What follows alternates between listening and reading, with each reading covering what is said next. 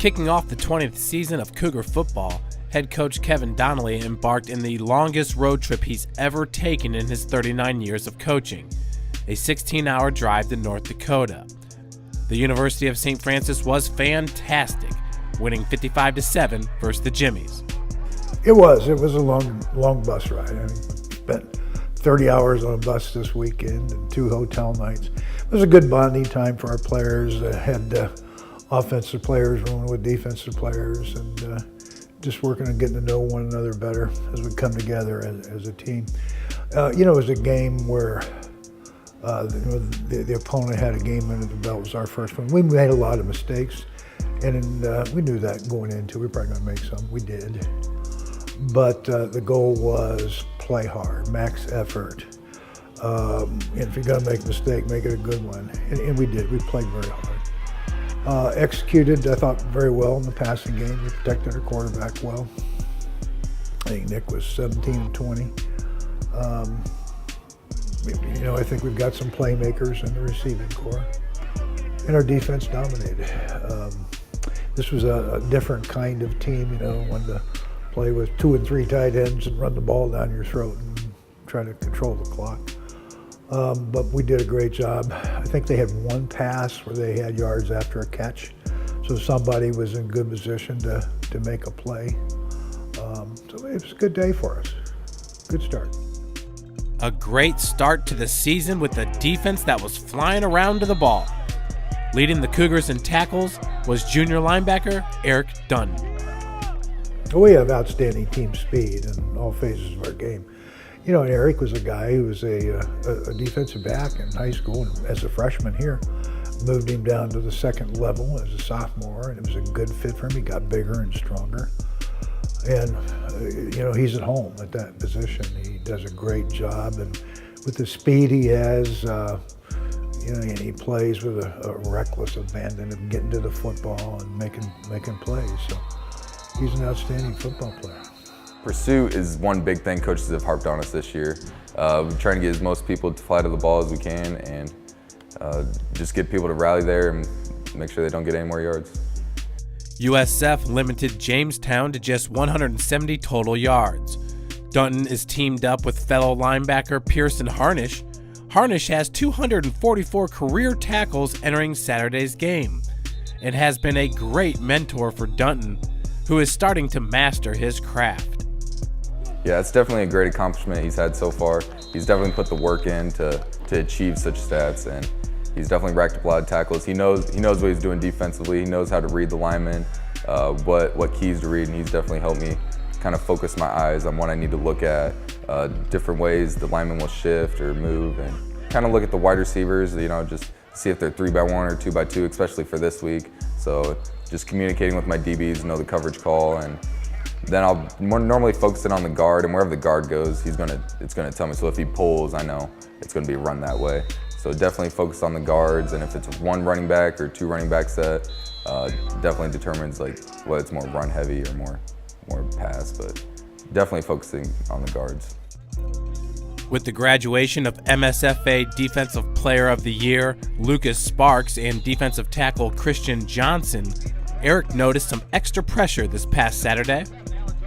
James Jamesich and Thornberry, they've done pretty well up there, but I feel like teams are more concerned with him, with that player, so they might maybe not double team him, but they might bring a lineman up to me, and I was getting hit quite a few more times than I remember last year in a game, but that just deals with their scheme, and as long as our defensive linemen do their job, and we'll be good. So far, so good for the Cougs, and with leaders like Dunten and Harnish sharing wisdom with the rest of the linebackers, expect the number 2 unit on down to play with the same intensity, which was evident with true freshman Caleb Hankinson's 6 tackles versus the Jimmies and a team-high 4 solo tackles. Sometimes before practice, we'll actually have a thing called the slice of life, and pretty much every linebacker will just go around and just say, something new that's happening in our life. It could be good, such as, I got an A on this test, and we'll praise each other, but if it's something kind of down, we'll pick each other up and just try to give some advice. So that's definitely one thing we've been doing, just kind of know each other a little more, have a little tighter bond with one another. The bond appears to be stronger than ever, and you need that competing week in, week out in the MSFA.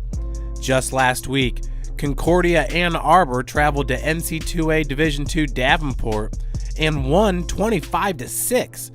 And number 24 ranked St. Xavier upset number 5 ranked Marion 32-27. In my opinion, take it for what it's worth, Mid-States football is the best, probably the Frontier, Far West, number 2, Mid-South, 3. Then you have all the others, and there's some good football teams, don't get me wrong, but in terms of weekend and week out competition, those 3, you're going to get the best challenges from week to week. You look at Mid-States, oh wow, you got 7, 8 teams there that are potential playoff teams. The team we play this weekend certainly is. The team we play the next week certainly is. St. Ambrose, the team we play the next week. St. X certainly is. Marion certainly is. Concordia has now become one. So, we hit the gauntlet. This is like a playoff run, so each and every week we're playing playoff caliber football teams. And it starts this Saturday, 12 p.m. at Bishop Darcy Stadium against the University of St. Francis, Illinois. The Fighting Saints dropped their home opener 41-24 to Morningside. Quarterback Don Butkus threw for 520 yards, which has the Saints ranked number 1 in the country in passing. But USF-Illinois as a team could only muster 50 yards rushing on 31 carries, for an average of 1.6 yards per carry, against the same team that Justin Green set a new USF record against with 296 yards rushing on 25 carries. Well, we want to try to make people one-dimensional. They're a good football team. We have a lot of respect for them. They have some talented athletes. The receiving core, they've got some big kids that can run. They got a quarterback that makes plays. He can run with the football. He can scramble. He's a good passer. So we've got a real challenge. This is similar to a Baker or a St. X, and spread the field and making you defend 53 yards. So going to be a real challenge for us. We can't allow them to run 96 plays again. That's a tough one, people. So, we've got to get some stops, and we're still going to have to use a too deep depth chart on defense because that's their game. They go fast, and their success is predicated on knocking out first downs and wearing your defense down. Offensively, we just got to do what we do and execute, make plays, and pick up first downs and put the ball in the end zone. But they're a good football team. Defensively, they fly around the ball.